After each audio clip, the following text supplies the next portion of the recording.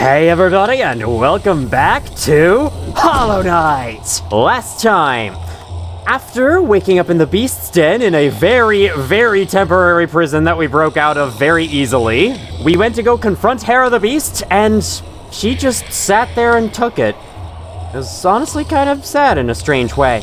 After that, we made our way to the eastern half of Hallownest. I assume this is east anyway, it's on the right side. What else would it be, right? And we discovered that this random dead-end room that had nothing to do with anything before actually had something to do with something the whole time. That's my sentence. Hope you liked it.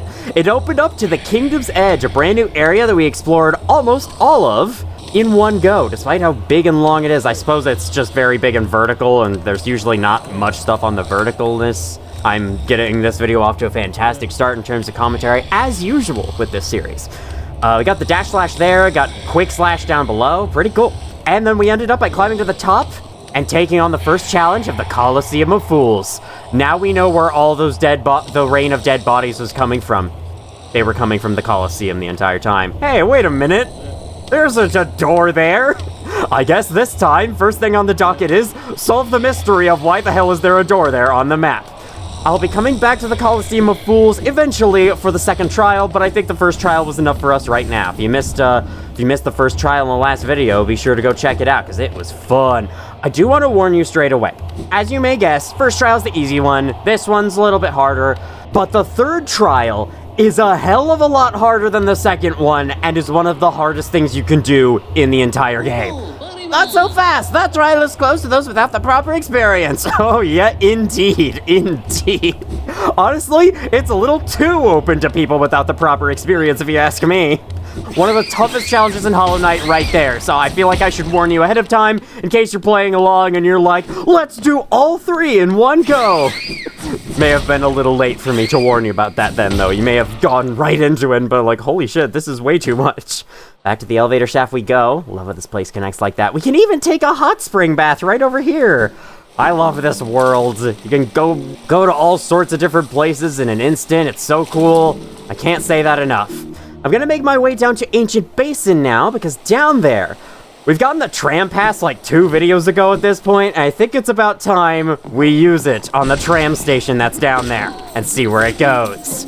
I actually got all of these little zombie guys' description last time. Oh, okay, 1 second. Cowardly husk. The fearful, cowardly nature of these Hallownest bugs persists even after death. It almost feels shameful to chase and cut them down. I missed that one. I didn't realize that I'd gotten it when I actually did. And then, Zote. Self-proclaimed knight of no renown, wields a nail he carved from shellwood named Life Ender. Some rare creatures are so weak, so helpless, so inept, and so irritating that hunting them gives no pleasure. I don't believe anyone else in the entirety of the game roasts Zote nearly as hard as the hunter did just then. Ooh, sorry, Zote. Don't show that entry to him, or else. He might actually gain the strength to kill you. He'll be so angry about it. Fast! That's the use of Desolate Time. You can fall faster, except you're gonna be hitting platforms down the way because they actually cared a little bit about your safety. Stupid designers. Aren't these game designers wonderful? That's kind of how Bubsy sounds in Bubsy 3D, right? Here we are. And here is the pass. I guess if I'm gonna go with this pass the test joke, this thing right here would be the test. Have you passed yet? Indeed you have. Here is the tram for you. This tram starts in Deepnest Station, which I can briefly show off if I enter and go to the left. Inside the tram car plays a heavily bit-crunched or just lower quality version of the save room theme. I get what they were going with, trying to make it more of a diegetic song in this case, but this is 10 times less relaxing than the normal version. So you know what? Get it out of here! You can actually destroy them. I love that. You can even destroy the lights if you want. Now this will be the darkest train ride of all time. Inside the train are dirt carvers from Deepnest, showing that yes, this train was sitting there in Deepnest all that time. That's an awesome detail. May as well show the deep nest station real quick. We saw it back in, I want to say, episode 4, but, you know, we didn't have the pass. We hadn't passed the test yet, but now we do, so here we are. It's all lit up now. Lit up and waiting for us. Actually, it shouldn't be lit up because I destroyed all the lights, but whatever. Unlike most of the other destructible things, the speakers are actually destroyed permanently. So if you take them out, they're gone. Forever. Although the background outside doesn't really change. Whatever, it's fine. So if you enter Deep Nest straight away after defeating Mantis Lords or discovering it in the other way in the thing, and you're able to find the tram pass, it is entirely possible for you to go all the way down to the tram station, take it to Ancient Basin, and take it to wherever we're going next. I'll give you 3 guesses where, before ever discovering the official routes into those areas. Or I guess in the case of the second area, this wasn't exactly the most official route in the game, but still, it's possible that you'll find Ancient Basin and even climb out into City of Tears as your introduction to the area. That is so cool. The fact that some people probably had that experience, whereas, like, you know, most people probably took the official entrance through here. Once they got wall jump, they were able to go back up and get through here. That's the way you're quote-unquote supposed to do it, but you can completely circumvent that by going into Deep Nest and finding the tram pass first. I love this game. It's like an open world, almost. But it's limited in a side-scrolling plane, and you know, it's not a giant open field with barely anything to do in it and a bunch of, like, quests and whatever else. It's an open world tunnel system. I love that. Hello there. So this is still a relatively unknown area. Hello, there's bees here, these hivelings. We discovered them last time as we were going throughout Kingdom's Edge. They were also found throughout that area, so, I guess this is where they live? We can see... We also saw this, like, giant beehive over in Kingdom's Edge, and, oh, wow, way to spoil that this is technically Kingdom's Edge.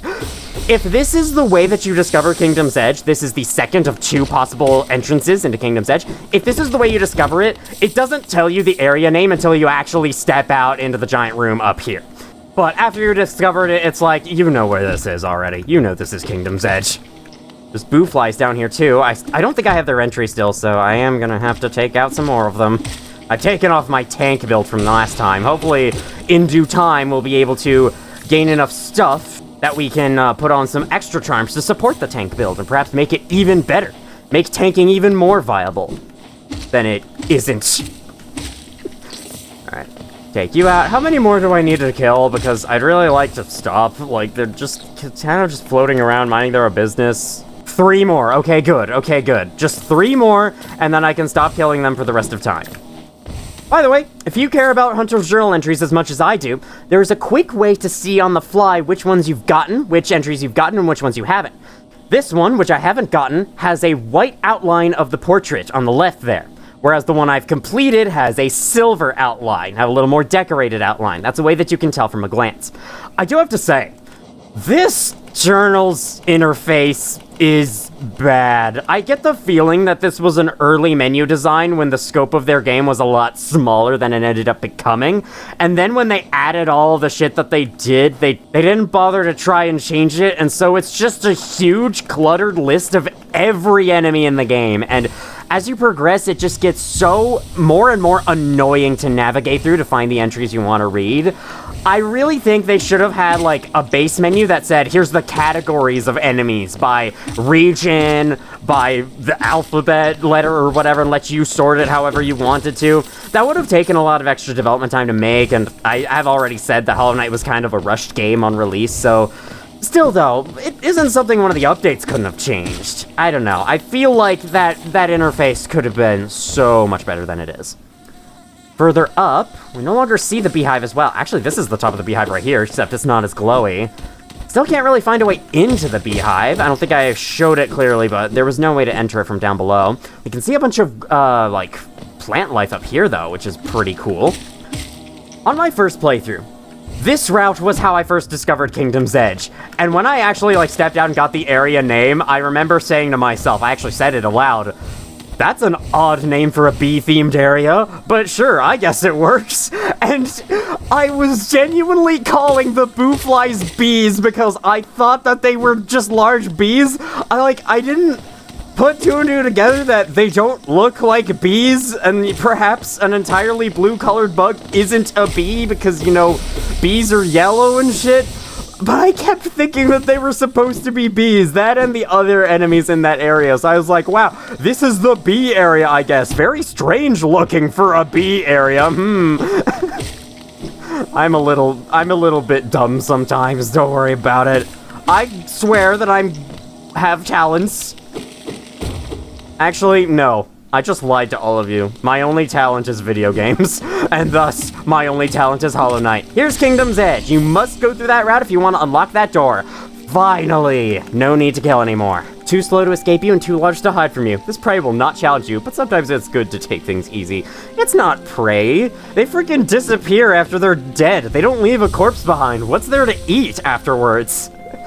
They vanish from existence. Hello there. You two, I see this. I see this ground right here. You ain't hiding from anyone. I got the Hiveling's entry. Ooh, okay. This is an area where you need Stomp to uncover it, but if you don't have Isma's Tear, you can't progress. Weak, but hardworking and numerous. Their hairy little bodies are filled with thick, sweet golden liquid. Sick, sweet? I don't know what I was saying there. Good to keep a few on you for long hunts. Yeah, that's known as honey. It's quite a delicacy in the human world. As sticky and honestly kind of odd-tasting as it is, I guess it's odd-tasting just because it's incredibly sweet. I have found it! The entrance to their domain! This is the beehive. Except not really. I was kind of hoping that would kill all of you. Here, everyone come to this side of the room. Come to this side of the room. Come to this side of the room. We got a grub to save, and for some reason this grub looks the wrong way whenever you step up to it. That's happened every single time I've saved the grub, and I have no idea why. It's just a consistent issue with this grub in particular. I was hoping to take out more of them with Stomp, but I guess it's fine. That is the only thing to see here. A grub. There's no way to actually break out into the rest of the place. This wasn't the entrance into their hive. Interesting. I guess we'll have to keep this in mind for later. Their hive is sitting right here underneath Kingdom's Edge, but there's no way to get inside. They must have it guarded so tightly. Like, they literally made the door invisible. Down you go. Let me just heal up 1 point. I don't know why it's becoming such a problem that my headset keeps falling down the back of my head and I have to keep fixing it in the middle of the video and making an audible sound as I do so. It's just, I don't know why. I swear that never happened to me as often in previous videos. I don't know why it's such a problem now in Hollow Knight. It wasn't even a problem when I was streaming literally yesterday at the time of recording. I don't get that. Climb up here and you can hear the familiar dripping. We are back in the Royal Waterways. And as you can tell by the plants in the background, we are very near to Isma's Grove, and that's your indication that it exists. It's pretty cool. I think we may have gotten the area name of this place, and I didn't show it off at all. But you know what else I didn't show off? What was up that obvious passageway that I flew right by and gave no attention to? Let's see. I was hoping I could save myself from drowning in the water by double jumping. You can, like, stop. If you don't have Isma's Tear here, you can still go up here, I'm pretty sure, by stopping your crystal dash and then jumping up immediately. I need to go back to the Grub Father at some point. I've saved a lot of grubs, and I'm very curious to see what he has next. Probably just gonna be more money. I thought that was fragile ground. It was not fragile ground. Good to know. Let's fly across. I do love this transition from the more natural-looking area to those buildings in the background, so that to indicate that you're now underneath the city officially. I guess you were underneath the city before too, but still, you know, you're more underneath the city now. That's really cool. Really neat attention to detail. Ooh, you know, I just remembered something that I wanted to do, actually. I've been kind of, like, thinking in my head, what the hell should I do this episode? Because I'm kind of... There's a lot of stuff I can do, but there's a lot of stuff I want to save until later, and I think right now is the perfect opportunity to check out more of the Royal Waterways. So, why don't we do that? Break this open. I will start making my way towards the direction of this dreamer before the end of the video. Ideally, I make it all the way there and I kill her to end this video off. That's one of my plans, but if we don't get all the way there, so be it. It'll be fine. Jump up there, nothing to see.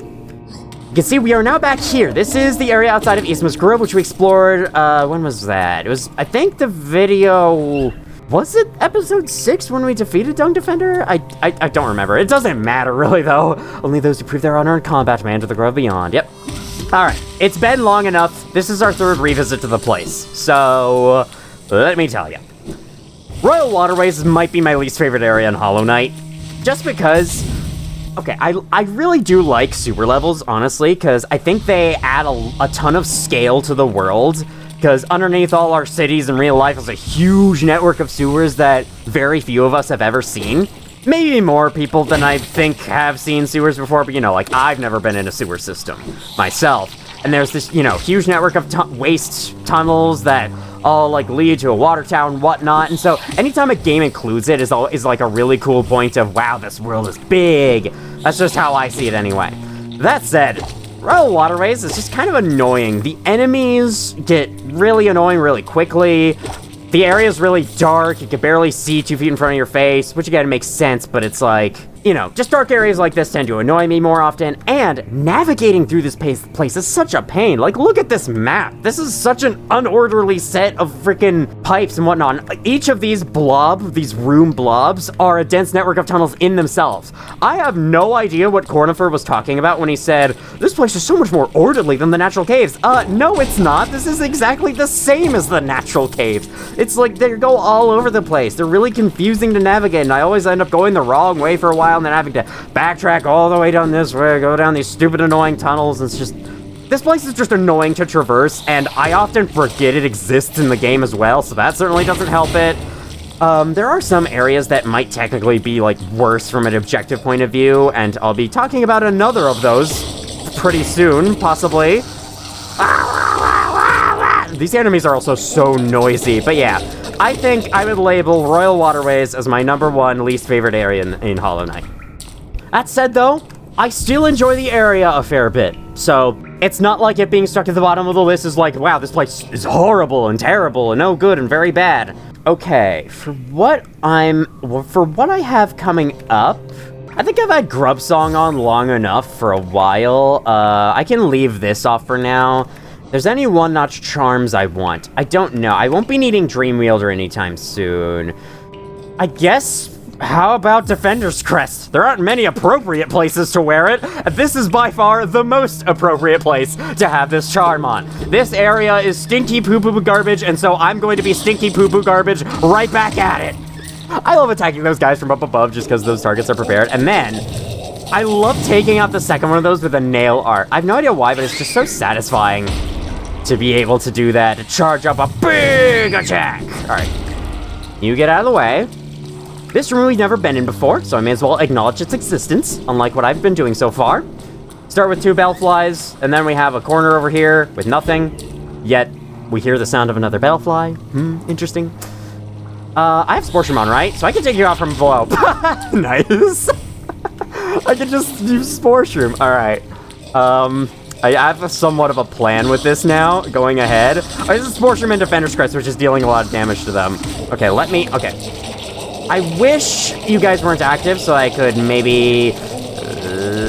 damn it. Quick Focus will probably go along really nicely with Spore Shroom. In fact, I might, now that I've put that in my head, I might go back to the bench and put that on. Instead of Quick Slash, which I really haven't been using a lot of. Yeah, I really haven't been using this a lot yet. We'll have a lot more uses for Quick Slash going forward, so I think I'm gonna go replace Quick Slash with Quick Focus. Shut up! You guys are minor enemies? Oh no, I rested on the bench. You're not minor enemies. You rested on the bench and then you respawned when I left and came back. That makes sense. There we go. And then I take you out with Spore Shroom and Defender's Crest. Really? Wait, was that damaging it at all? Okay, it damages you just fine, but it didn't seem like it was damaging the little dog guy. They remind me of dogs most often. I can't really tell why. Okay, I would recommend, before descending this far into Royal Waterways, I said this in a previous video, but I may as well say it again. I recommend, before descending this deep in Royal Waterways, upgrade your nail to the 3rd stage. Get the channeled nail. Because if you don't have it by this point, something that's coming up very soon is a lot more annoying than it has any reason to be. Let me just heal that up real quick. I'm sure I'll get enough soul in the meantime. Look at this junkyard area. This is at least a new visual area. I like this. It's not just sewers and water and gross shit. There's like a little junkyard as well, which goes to show this was also the trash dump of Hallow Nest, I'm guessing. That's the idea.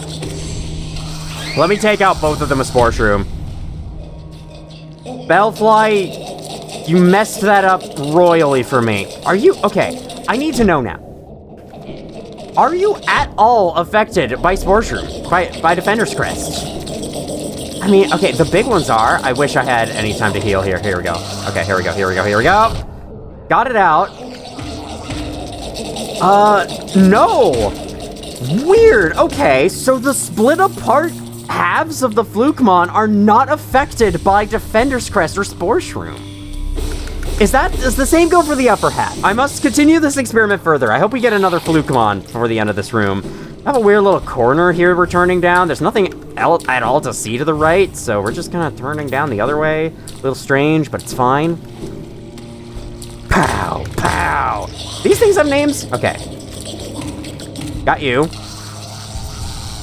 No! Okay, well... That seizure was unrelated to the Defender's Crest, but interestingly, the split-apart halves of the Flukemons are not affected whatsoever by this. That's a little interaction with the game I didn't know about. Cool. These guys give you soul, so I may as well hit them all. But yeah, no, the fully put together Flukemons do, which is the weird part. I'm guessing that's an oversight. I'm guessing they were meant to be affected, but because they're like kind of special enemies, they probably didn't have everything set properly. So yeah, that's the explanation I'm going with anyway. Break this open. We got more of you. 30 Geo, take it. Got that. Bellfly guarding the way.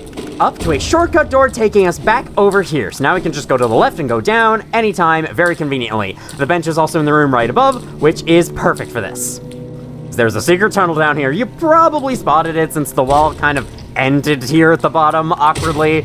It's like there has to be something more, right? And there is something more. Thou art correct. Swim through this water. This is not acidic. You can come in here before having Isthmus Tear.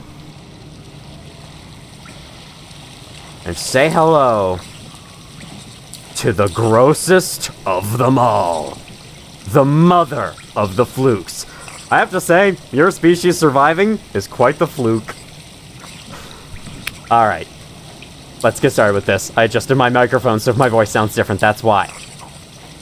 Pow! This is a boss, I guess? Flukemarm. Does nothing but sit there in the middle of the room and spawn two Flukemons, or no, Fluke Face to chase after you. If you do not have the nail upgraded to 3rd stage by this point, these Fluke Face take multiple hits to kill and can overwhelm you really quickly. But if you have the 3rd stage nail, you can kill them in one hit, so they're not as big of a deal. You can clearly see where the new ones are going to spawn. You can kind of just wail on this boss, take out the dudes as you go. You can even go with a more weirder strategy by using Spore Shroom and Defender's Crest to kind of like, okay.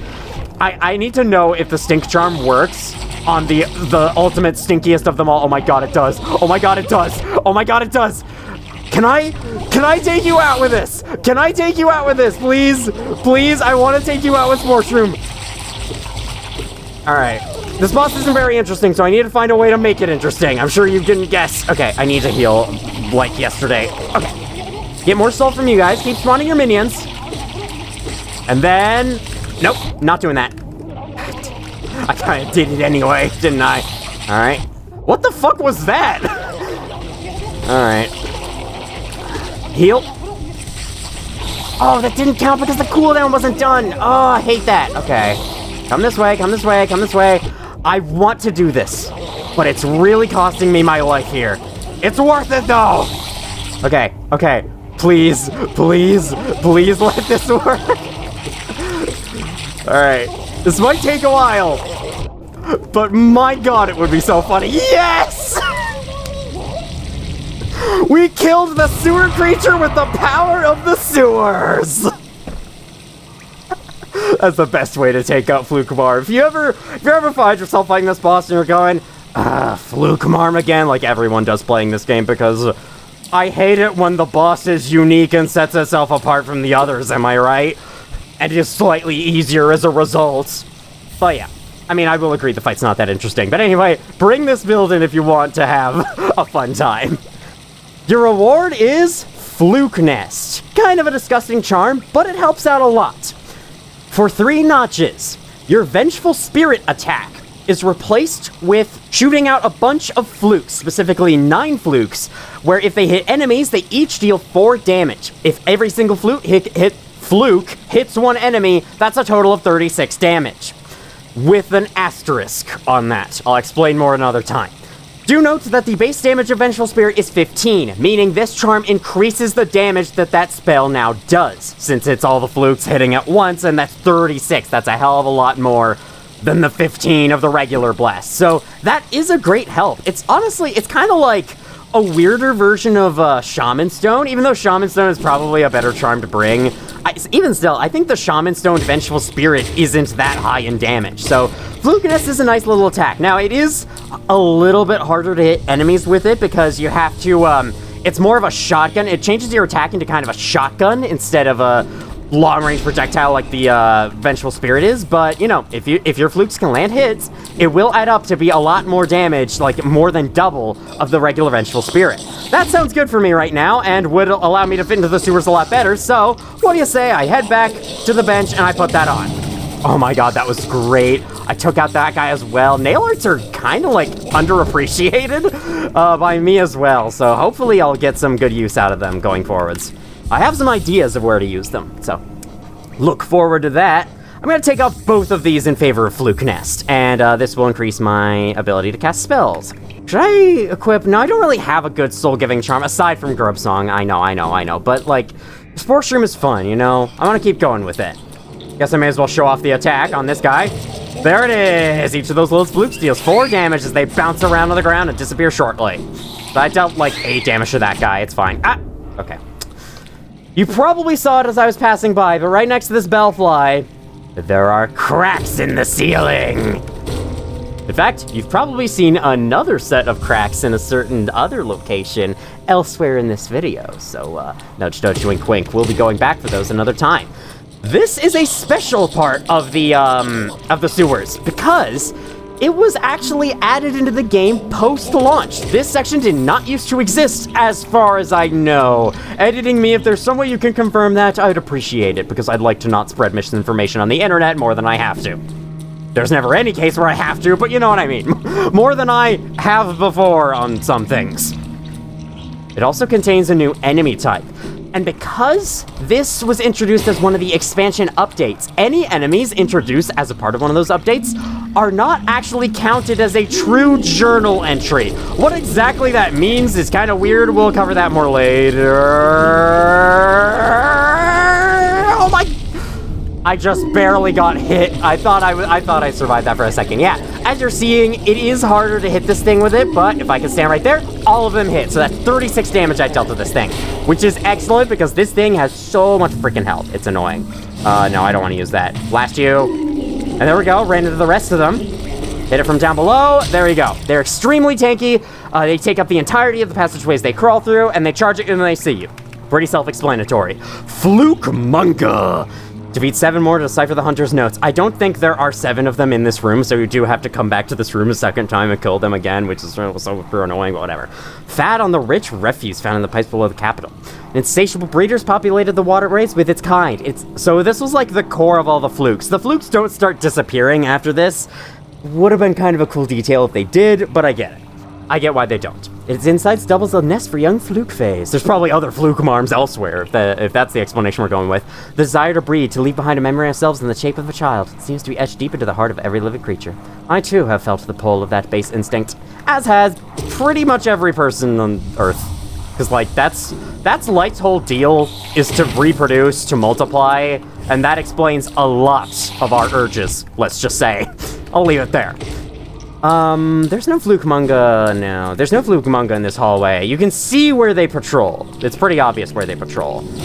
I guess I can waste some soul getting down here. Spend some soul. It wasn't really wasting, because I was still using it for the good thing. Here's the Flukemunga over here. We can hear them.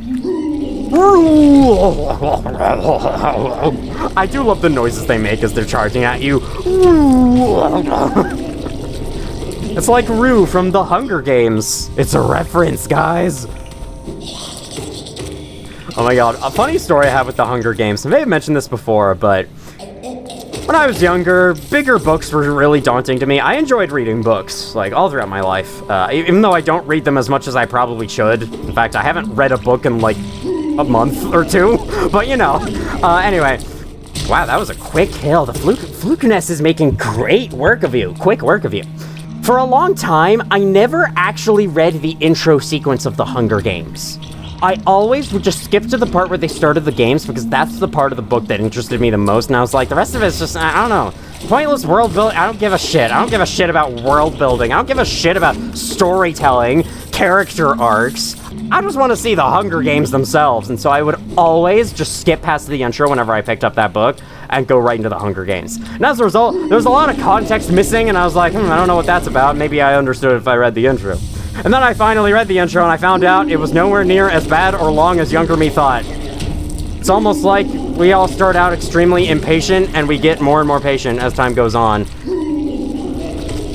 I guess that would be known as attention spans, more so than patience. You know, children have really bad attention spans, and that's probably, if I had to guess why it feels like... I don't know if anyone else has experienced this, but if anyone else can confirm, like, did it feel like time passed quicker and quicker as you've grown up? Because I felt that way.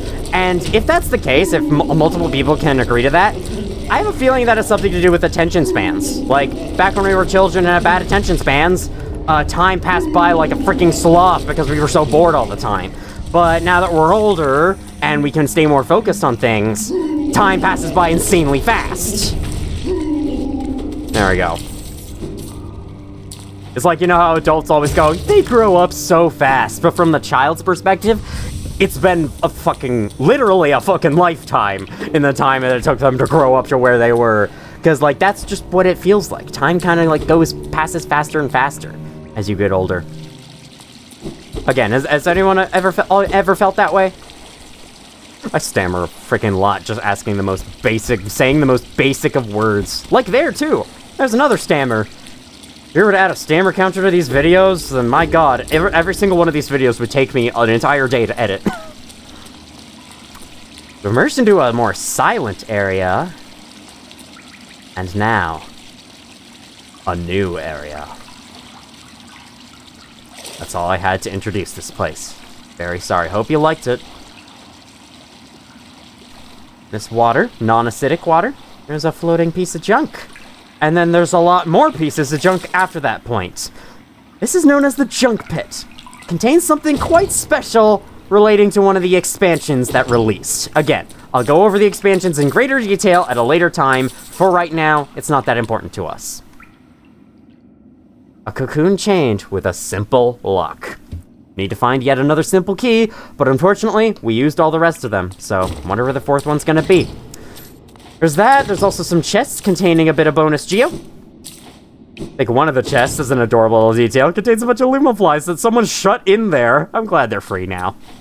That chest should have been like glowing before we opened it. Oh man, that would have been cool. This really does stand out among the rest, though. It's the only like golden thing they had here. You'd think there would be more golden things in Hallow Nest, but I guess since gold is such a rare, valuable resource, like why would you throw it into everything, right? But, you know, a lot of fancy, rich kingdoms are always depicted as having golden embellishments everywhere. Check out the background. We go back down here real quick. I want to show that.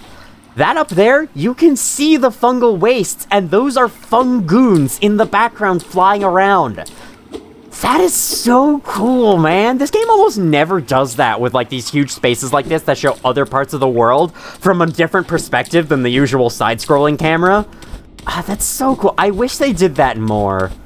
Maybe if they had the time, they would have done it more. Perhaps that's going to be one of the things included in Silksong?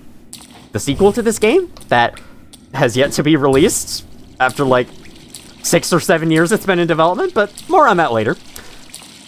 Here you have some chains, and this is the main exit out of the junk pit. I think you can also just climb up the wall back to the first exit, but this is an alternate exit that takes you up somewhere useful. Also has a bunch of boards from like a construction project or something. I wonder what they were building. The city, I guess. I guess they were trying to put in the city's buildings in the middle of the fungal wastes here, because this is kind of a little area from the fungal wastes, but we're technically not in the fungal wastes.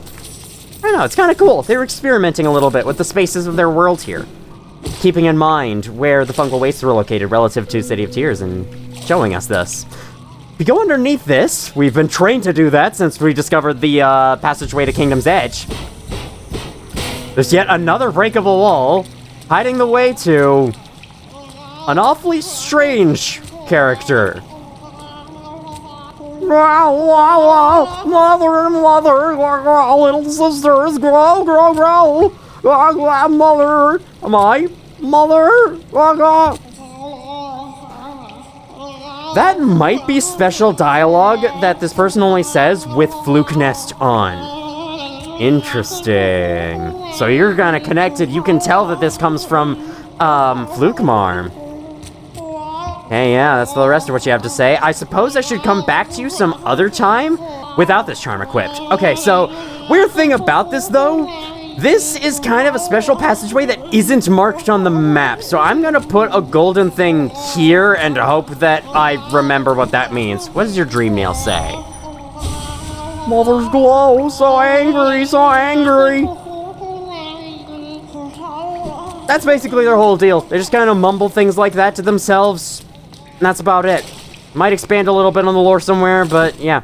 They're yet another one of those random, goofy little characters you can find off the beaten path that says a bunch of stuff, and then you move on with your life, and you're like, I don't know what that was about. I like it, though. I mean, this is a dead kingdom where everyone's gone insane, so, you know, it makes enough sense that there would be things like that. This unlocks a shortcut right underneath the stairs leading up to the nailsmith's hut. This is why we're technically in the fungal wastes, because the nailsmith's hut is very much in the fungal wastes over here. This creates a nice convenient shortcut, yet another way to get us back down to the waterways whenever we want to, as well as a nice way to revisit the junk pit whenever we want to. Decided to enunciate that better, because I've been noticing, while editing, I've not been enunciating a lot of things very well throughout this playthrough. Wow, I'm already 42 minutes into the recording of this video, and I have a feeling most of that is going to be kept. So, I have a plan. I'm going to go up, I'm going to get this whispering route, because it's sitting here the whole time, and I don't know when I'm next going to want to pass through that room. Then I'll take the elevator up to Crossroads, we'll visit the Grubfather, and then I'm going to make my way down to this area from there. Onward I go, then! Get destroyed. I always love it when they haven't run into the last Fluke yet, and then when they do, they suddenly have the splat animation and they die. It's really satisfying. Speaking of which, I was thinking of reconsidering my charms. No better time to remember than right now. Grow, nice and wet. Scurry up, stay here, Oh, so the Flukes are scared of what's above. They're scared of the city above. You better be, because the freaking... I'm pretty sure the sentries would actually kill them. Mother sends treasure, gather it up. What treasure, I wonder? Say, little sisters, stronger, bigger, mother. Grow and grow, nice and wet. And there you go, that's that. You have any different thoughts now? So angry, yeah. I know that the mother is supposed to be Flukemarm, but I'm not really sure about anything else of what they're saying. So, I'll just leave you to it. You can interpret it whatever way you want to. Oh boy, I'm going to really enjoy going after this whispering route with spear guys here. Oh, I forgot to put on Fluke Nest again, crap. I unequipped it to go talk to Fluke Hermit, and then I forgot to re-equip it even though I was at the bench. Aren't I a big dummy? This kind of reminds me of, like, collecting red coins or collecting a bunch of blue coins in a Mario game. This one's fun to get. You have to either bounce off the spike or collect it and then dash back to safety real quick. Okay, that took you out insanely well. I didn't expect that, actually. I thought that didn't do very much damage, but apparently it does. It does enough. I think there's some essence in these side rooms as well. So stay on the lookout for them. I need to talk to the seer. I have gotten 1,000 essence. Holy shit. I am going to do that. Okay, that's another stop we're going to make when we get back to Infected Crossroads. We are going over to the resting grounds We are talking to the seer with all the essence we have, because holy shit, I am so overdue for that. Could take the stag up there for convenience, but nah, who needs convenience? I'll take the elevator instead, because I like traversing this world in this way. Pow.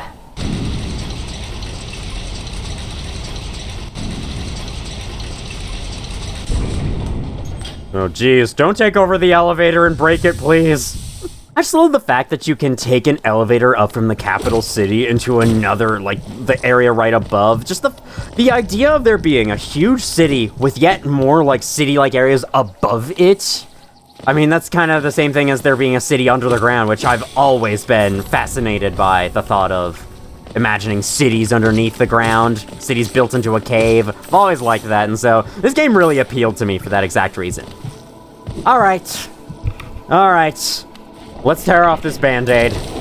I do not like infected crossroads. I think that it is way too annoying. And one of the reasons why, I mean, aside from them blocking 2 passageways for no freaking reason, probably the worst thing about infected crossroads, but the second worst thing, those vengeflies. They are everywhere. Literally everywhere. Some of them even appear in rooms where there were no vengeflies in the first place. And I don't get why. Like, did the person who designed it, like, the artist who designed the Furious Vengefly love it and wanted to put it all over the place or something? Like, I don't get why they are everywhere. There's some every 2 feet, and unless you're, like, really have them down, they're the most annoying things to kill. They explode afterwards, so you have to keep that in mind as well. Like, these guys would be annoying if they were spread all over the place, but they're used in relative moderation compared to those guys. I don't get why they are everywhere. They make this place so annoying to traverse. But anyway, the fact that rooms like these play no ambience at all. And then there's this room. This room just sucks to go into now because these guys are dripping infection from the ceiling and you cannot see them coming. I could not have avoided that attack if I want to.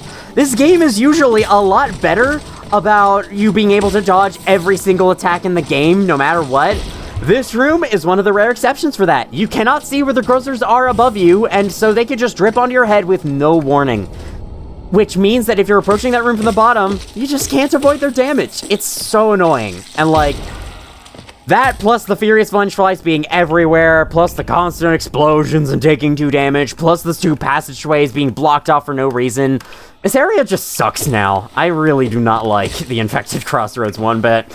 Coming in here, I may as well show you, these 2 cruisers in here are the last 2 cruisers in the entire game. So if you don't have their journal entry yet, you better come this way and get them.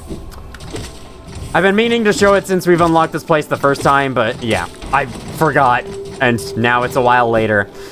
Hey guys, nice to see you again. You're one of the few good things about this place. Look how many we've gotten. Oh my god, look at the huge piles of geo we're now getting. It's awesome. Whee! I agree with whee. Okay, as another item, what could this be? Ooh, piece of pale ore, okay. I will not be getting that upgrade right away yet. I mean, I only have 2 pieces, right? Oh, but no, 2 pieces is how many you need. The second nail level is free, the third nail level costs 1, this one costs 2. So yeah, we could technically go get there. Thank you. I shall move on now. And I have to say, as a whole, Forgotten Crossroads is kinda low in my area ranking, just because the first time you go through it, I think it's, in terms of gameplay, it's a great first area. I love the atmosphere, and I love how it slowly introduces everything that you need to know. It sets you loose in an area that feels really big, but is truly dwarfed compared to the rest of the world. In fact, it's one of the smaller areas. It's a little more dense, I guess, but it is still one of the smaller areas of the game. That said, I mean, I've been over how Hollow Knight's early game is the weakest part of the whole thing, and the Forgotten Crossroads is part of why. Forgotten Crossroads does not really do enough to keep players' attention, in my opinion. It's by far the least visually interesting area in the whole game. There's 1 dreamer down, 2 more to go. And it makes you go through it, kind of getting lost for an hour before you even get 1 ability, and then when you do, it's just some projectile, and you know. And then it turns into Infected Crossroads later on, so yeah. Not a terrific area overall. Which is a shame to say, because I remember really liking it in my first playthrough. I was like, wow, this is a fun area, but in retrospect, I have to agree that it's not the greatest. Perfectly cut explosion. Whoa, okay. Very cool, very cool, dude. I have no idea what I just said there, ignore me. Softened by generations of luxury, these bugs lack claws or armor or venom. Those who wish to protect themselves are forced to fashion weapons from stone or shell. So I'm guessing the shell is for the shield, but I mean, the nail's made of metal, right? It's a nail. You'd think it would be. Then again, that might just be what they call it. It might not actually be a nail. Horrible goo and noxious gas has started leaking down from above. Is there a source of all this pestilence? If so, I haven't seen it. I haven't seen it either, but it won't be long before we do. The bugs of Hallownest were twisted out of shape by that ancient sickness. First they fell into deep slumber, then they awoke with broken minds, and then their bodies started to deform. I have to kill one more of these guys. Be right back. There we are.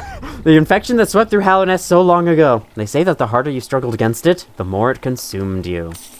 As it has consumed him. The tram station here. We were unable to do anything with this for so long, and yet now we can. If you play the game in a certain order, this is yet another way that you can discover the resting grounds. If you find the tram pass and then take this tram over. Pretty cool. There's like, I think that's 3 different ways you can find this place. One from Crystal Peak, one from, I'm destroying this because it's annoying to listen to.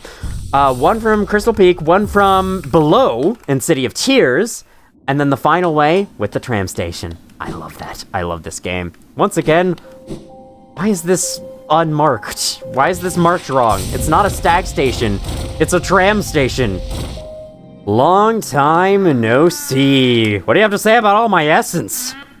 Ah, Wielder, you've returned finally. Let me have a look at the dream nail. So, you already have 700 essence. I got a lot more than that, but close enough. I wonder whether the dreamers are watching you as you work, or even that old king. That lock of theirs, desperate but very clever. I wonder how long they thought it could hold. I hold no disdain for them, though. As history grows on, I grow numb to its repetitions. Take your gift and continue collecting essence. Once you have 900, come back and visit me. I think my voice for her has been a little different than it is usually. Second piece of what will be our final vessel. Soul vessel. Reserve soul vessel. I don't know what to call it. The dream nail now holds 900 essence within its core. Are you surprised that this old kingdom has so many hidden dreams? Just like the expansion that this game got. Ooh. Yes, you're starting to see them. The connections between us and the dreams we leave behind, like prints in the dust. The time has come for you to learn how to revisit the places connected to you. Hold the dream nail tight, Wielder, and imagine a great gate opening before you.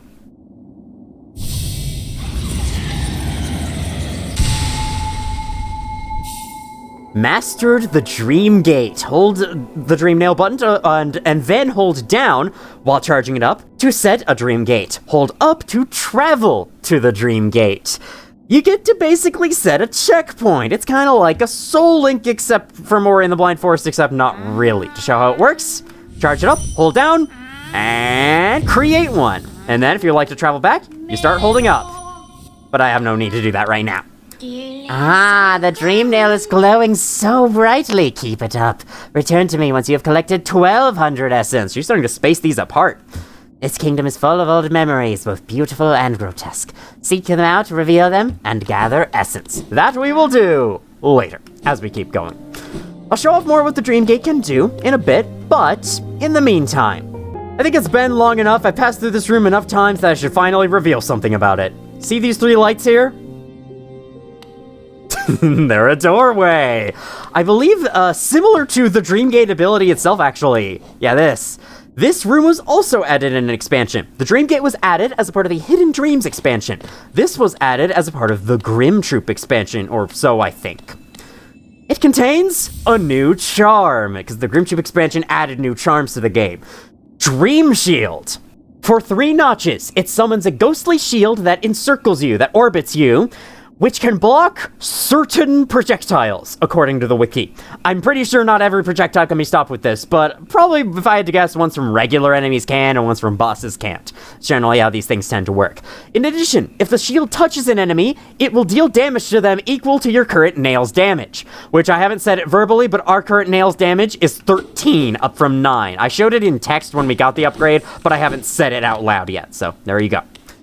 This charm is one of the few, like, I guess you could call it a passive damage minion charm, but it's one of the few that I've used less often, just because, I don't know, there's not too many great places to use it. I suppose I could? No.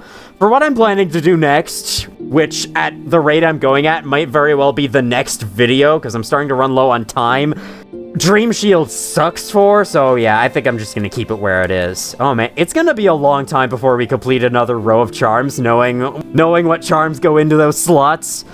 That was a fun time with Quick Focus, but I think I'm gonna put on Mark of Pride now. What next? Like, I was gonna start, I don't need this anymore, I was going to start making my way here pretty soon, and I think I want to travel back to Dartmouth here in a bit, but seeing how far we are through this video, I feel like I should pick some smaller tasks to end on, and I have an idea of some place we can go.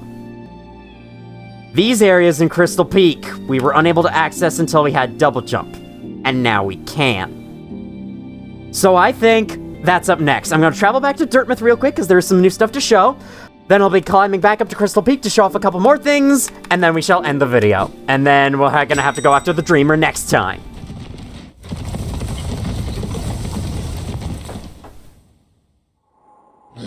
My sister likes to bow to the stag every time she takes him somewhere, and she will be very disappointed to find out if she ever sees this playthrough that I haven't been doing that. Hello? Well, we'll see them in a little bit.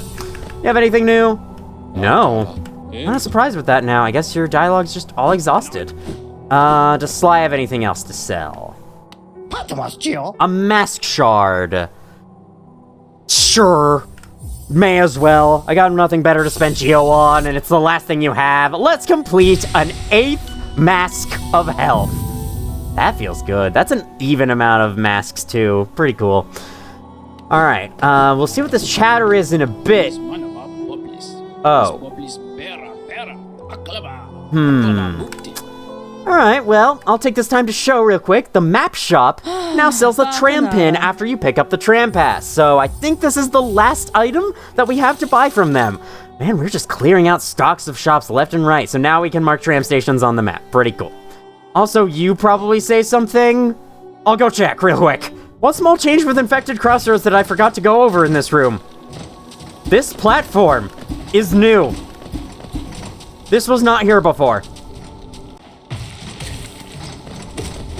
Whoa, I just kind of like damaged 2 different enemies on 2 different planes of height there. That's cool. If I had to guess why this is here, the infected crossroads rooms are probably separate from the uninfected crossroads rooms, and so they put this platform in one of them and forgot to add it to the other one. That's why I consider it to be an oversight.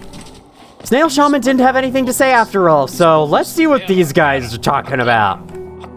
But that's not the only danger I had to overcome in my quest for glory. You've noticed this trophy, haven't you? A keepsake from my final triumphant battle deep in the pit below us. Yes, Lifeender claimed another victim, and the crowd erupted into ecstatic cheering. Cheering that was both loud and utterly sincere. To what do I owe my long string of triumphs and victories, you ask? As I said earlier, the key is in my personal philosophy, the 57 Precepts of Zote. Particularly relevant here is the first precept, always win your battles. As for the other 56 precepts, well... Okay. First of all, Bretta has left me in favor of this guy. Very sad for me. Second of all, he actually does list his 57 precepts if you keep talking to him, but I'll go over them at a later time because that's, you know, it's quite a lot of dialogue and I'd rather do gameplay first, so I'll probably do that at the end of this video. Third of all, Great Prince, so dark, so troubled. See what your thoughts are if we back up. Heroic, beautiful. Yeah, seriously, she has. Then if we dream Nail Zote, I came to this kingdom to fulfill a promise, and now I have succeeded. His promise was to charm a girl. I guess. I don't really know. Promise I made so long ago. A promise to myself. A promise of glory. Okay, glory, I guess. That's similar. Glory for I, Zote the Mighty. I never doubted myself, never faltered, and I've achieved everything I desired. Inside Bretta's house, she took down the posters of us and replaced one with Zote. And she also has a basement open now, interestingly. The Grey Prince, heaving heavy breaths, flushed from the exertion of battle, the figure emerged from the well. Triumph was his, and trophy he bore to prove it, the fearsome skull of his vanquished opponent. Startling warning he brought to the village, one that rung so true. Their white savior thought a hero by the bugs was a vicious beast, and this shrouded Grey Prince was in truth the hero deserved. With honor and humility, he recounted his quest below, his epic journey of one purpose, to find her, to protect her, his Grey Maiden, his partner in darkness. That was his promise, I guess, then. Feels a little heartbreaking, but it's fine. We had our own mission anyway. We didn't really have time for that. Descend into the basement and... You fucking serious, Bretta? How quick did you set this statue up? It has dream nail effects. I'll cover those later. Alright, that all done. I guess nothing left to do but to leave for Crystal Peak with the charms I have equipped. Why not? I mean, it works. Maybe I'll replace you two with something. Idea! Three notch charms are like all that I can equip right now, but hey, it's good. They're 3 very good charms, I'll have you know. Oh, I just realized passing that by, we can get that now. With double jump. Jump and jump again, and now, grab you. I think we have your journal entry. I'll kill you just in case. We didn't! Good to know! Large and well protected, but slow and docile. The bugs of Hallownest used to force these creatures to carry around their carts and machines. And now they just carry around crystals in their back. To use for... something. Okay, we need to go up. Because where we need to go is where we first fought Crystal Guardian. And where we first fought Crystal Guardian is where the bench is on the map. Right over here. Rest here, and I recommend doing the same. Because take a jump, take another jump, a wall jump. It was a bit more of a special than a standard jump. And this is the arena of Enraged Guardian! Crystal Guardian returns with a vengeance! I'll show off Quick Slash's strength in a bit. Enraged Guardian is basically the same fight, but he attacks faster and deals 2 damage per hit if he hits you, like so. So we're just gonna take him out fast. That's all there really is to it. He's got new animations for everything, but since you have double jump, the laser is a lot easier to avoid, I find. This guy can still be rough though. If you didn't get that used to the original fight, this guy can definitely be tough. But if you have like Quick Slash, why are you shooting backwards like that? If you have Quick Slash, if you have Mark of Pride, he's easy to hit. Doubly so if you have Fluke Nest, and that will ultimately lead to his second downfall. And this time, he's dead for real, not jumping through the ceiling anymore. I have to say, I had a much easier time with this boss in my first play than it seems most people did. I don't know if I was just like gifted at this game or something. I wasn't. I struggled a lot with other fights that some other people didn't have nearly as much trouble with. So yeah, it's like, we're all good at different things. We all picked up certain bosses' movesets more than we picked up other bosses' movesets. That's kind of how this game goes. It is worth noting, both this fight and Mantis Lords have a really weird bug, where if you go too close to the sides of their arena, the camera will unlock and then it'll start scrolling around as it normally does as you're moving around, and that can actually kind of make the fight harder since it's harder to like focus on the boss when the camera's moving around like that. So try to avoid staying near the edges of the arena for too much. Second thing is right up through this chimney, there was this area. Now, I don't believe you actually need double jump to at least start going this direction. You can just bounce off of you can bounce off those pickaxes, I think. Can I show this? Can you throw another pickaxe, please? Okay. Oh no, you can also bounce off of the crystal there. Let me show it better. Okay, you get that. You can bounce off the pickaxes or you can bounce off the crystal. Either way, you get up to this room. I don't think you can climb all the way up to the top without double jump though.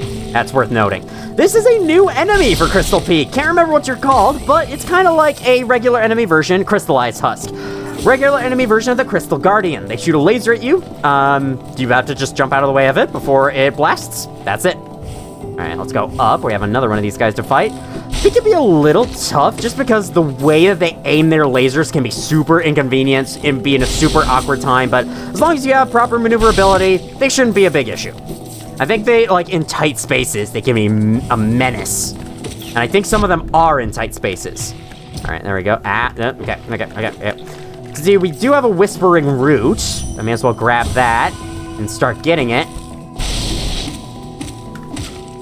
I do not have Gathering Swarm on. I really should put it on at some point. Even though I'm now at the point of the game where there's not a lot of stuff to buy anymore. There isn't a lot of, like, you know, there's no stuff in the shops in Dirtmouth anymore.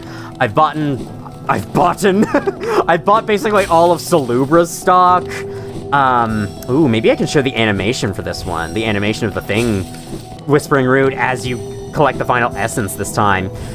And I think all there really is left is a couple of things to buy throughout the kingdom to unlock this elevator here or this stag station here, and that's pretty much it. The camera was causing something to pop in and out there, I think.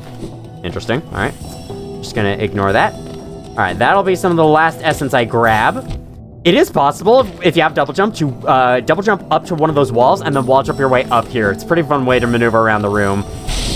There we go. I sucked that up. Oh no, I used up my double jump. Okay, now I can show this. And this from this platform. There we go. That will be the last one. I'll reiterate in case you're like, no, wait, it was right there. No. Don't worry. I know that it's right there. I didn't just miss out on that thing like an idiot. Okay. I hope this is the last piece of essence and there isn't one more before the exit. Yes. Nothing too fancy, but it's an animation that most of you probably won't see because it's likely you'll be really far away from the route when you grab the final essence. All right, that's this. Oh wait. I was gonna go up there, but there's also this way down here that there is to go. There's also up into the spikes to go. I don't have Grub Song on anymore, so I better hope I saved my soul correctly. In fact, you're walking back and forth like that. Why don't I just do this? Eat when? So, they're eternally hungry. Pain. They're like starving to death while they're in this state. They're being kept alive, like, against their will. The infection is kind of like those machines from Chrono Trigger. The ones that they keep you alive, but they don't feed you. So you don't feel satisfied. You have this huge pit in your stomach the whole time. That is dark. But I like it. I mean, this game is no family-friendly game, that's for sure. I mean, it's kind of, but, you know, its lore is quite a bit dark, as you'll be seeing. It's not necessarily kid-friendly. Hello. I had a funny moment related to that where I remember watching Spirited Away as a kid, which was a pretty spooky movie to a kid anyway, and I found it to be quite, like, scary to watch, but otherwise, I mean, it was fine for a kid to watch. That said, a certain other movie by that studio, Princess Mononoke, not kid-friendly, because, like, the freaking, one of the archers somewhere, some people get their arms shot off and, like, severed in that movie. It's crazy. And, I think My Neighbor Totoro is another kid-friendly one, and then there's Lord of the Flies, so, or no. Is it Lord of the Flies? That's something different. It's, what is it? Grave of the Fireflies, there we go. Grave of the Fireflies, which is not at all kid-friendly. There's a nice mix of, like, kid-friendly and non-kid-friendly, all with the same art style. It goes to show the variety you have on display with animated movies and how there really should be more animated movies. Especially 2D animated movies. I'd love to see a resurgence of that. I can't believe I said Lord of the Flies. Isn't Lord of the Flies kind of like a controversial freaking story? Because, like, the creator of it was a freaking weirdo in real life. Something like that. Weirdo is probably an understatement, but you know. I heard stuff about that. I heard that story is not very well liked. Yeah, there's that secret room I showed. Oh, actually, speaking of which, there's another secret room around here. You can hear footsteps. Where do you get into this? Oh, I see it. There's cracks in the wall right here. Very subtle cracks. I don't think I discovered these until, like, my 5th playthrough or something. Actually, maybe even one of my recent playthroughs, so may as well show it off. It is here. And then down below, yeah, not really much reason for that to be there.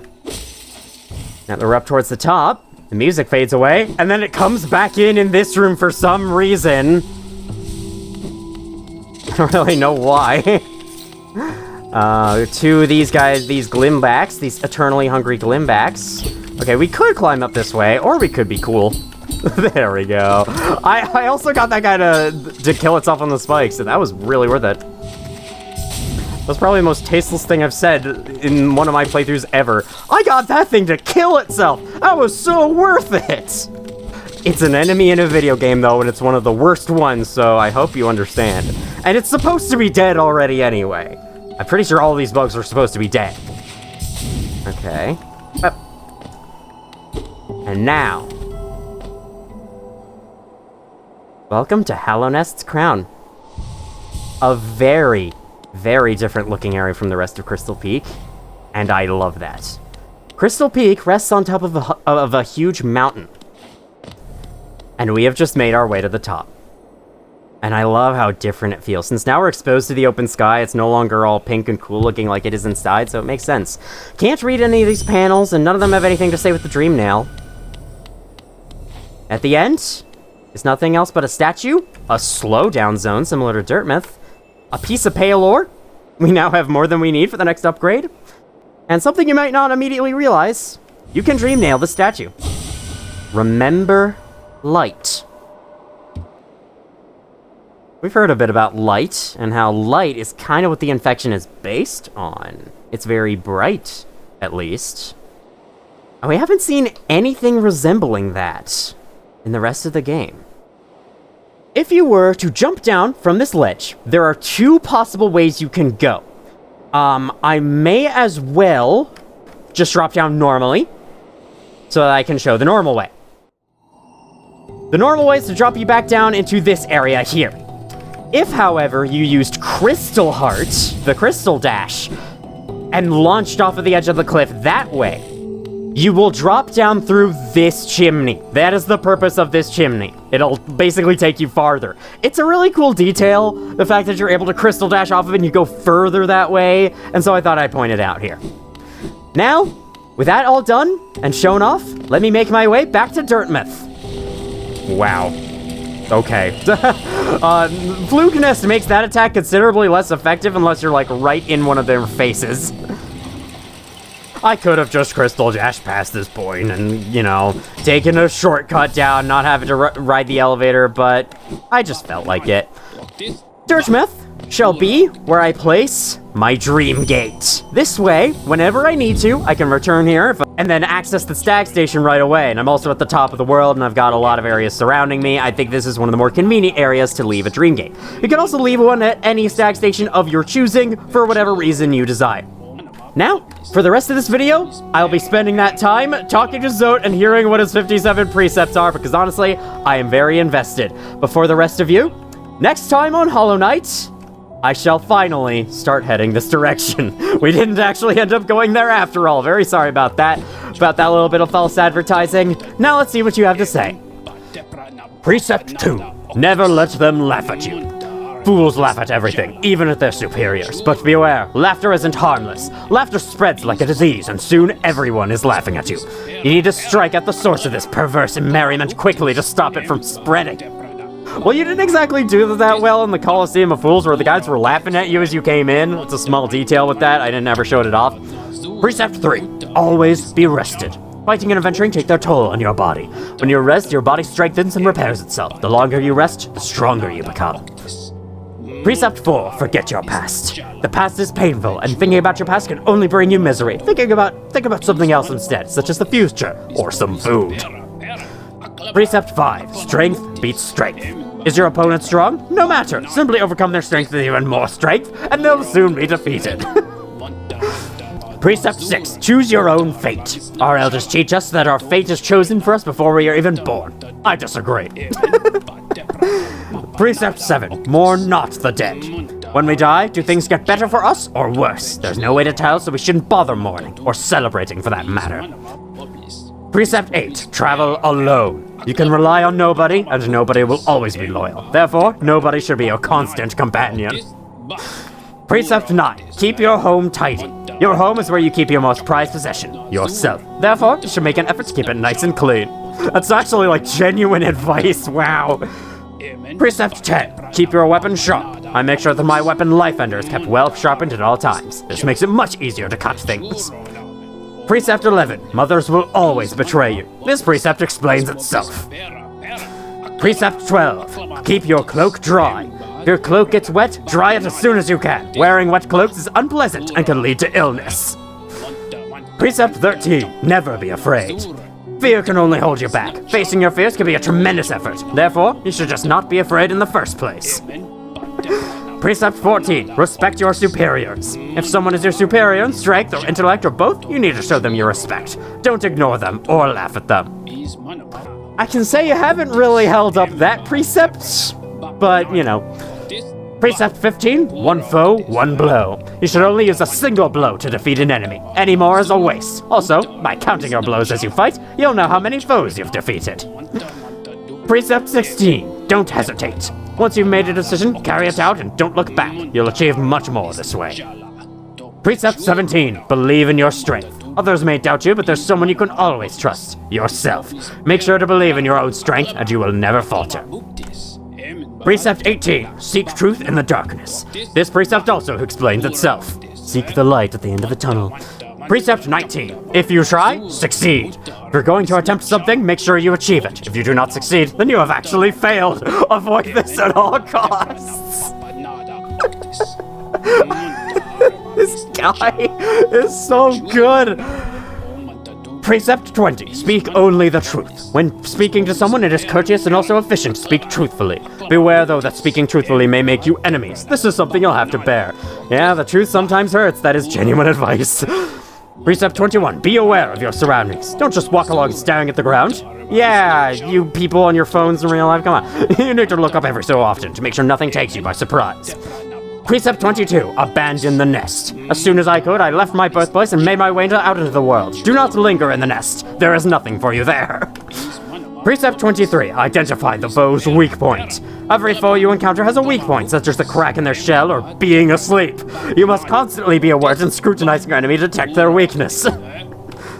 Precept 24. Strike the foe's weak point. Once you have identified your foe's weak point, as per the previous precept, strike it. This will instantly destroy them. Precept 25. Protect your own weak point. Be aware that your foe will try to identify your weak point, so you must protect it. The best protection? Never having a weak point in the first place.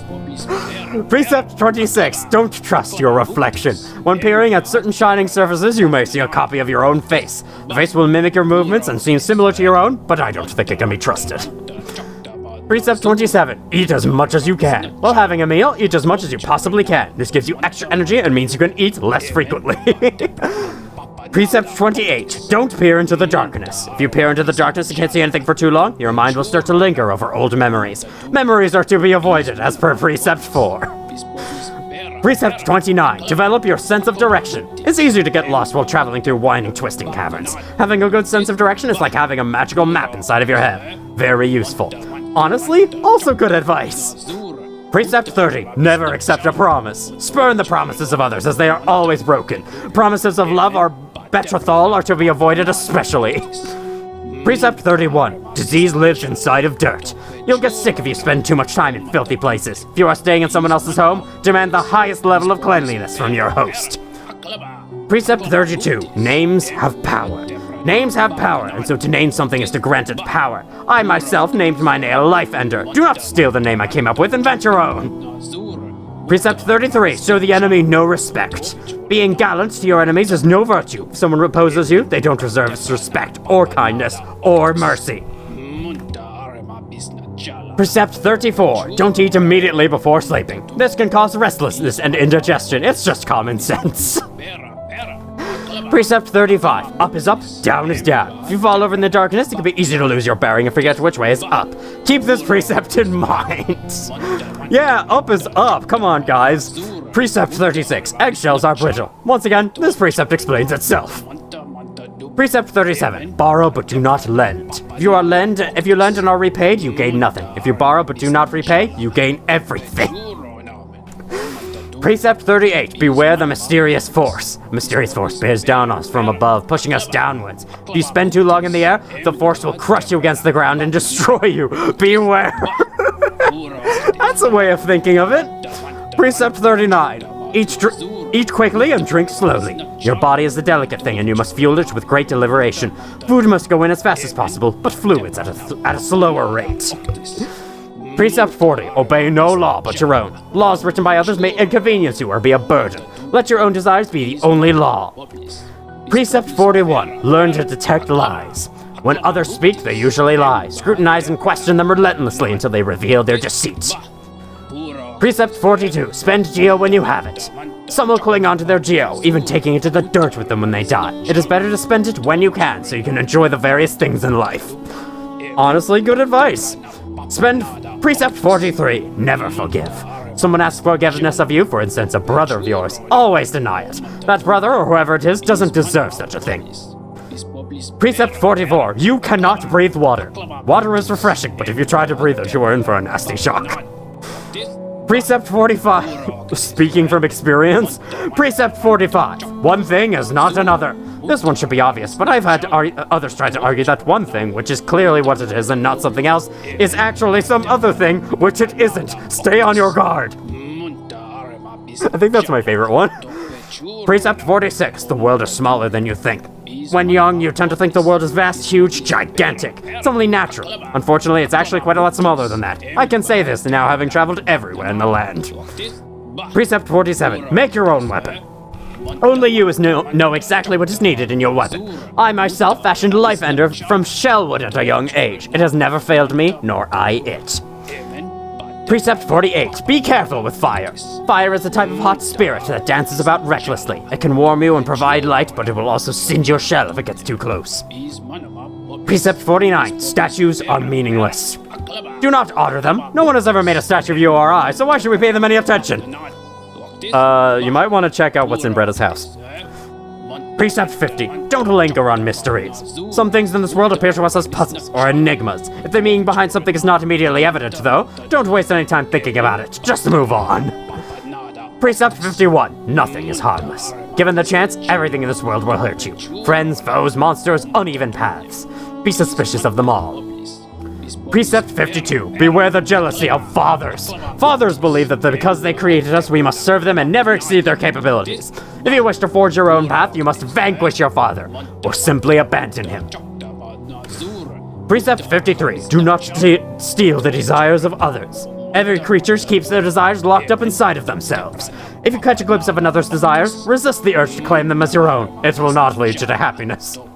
Speaking from experience again?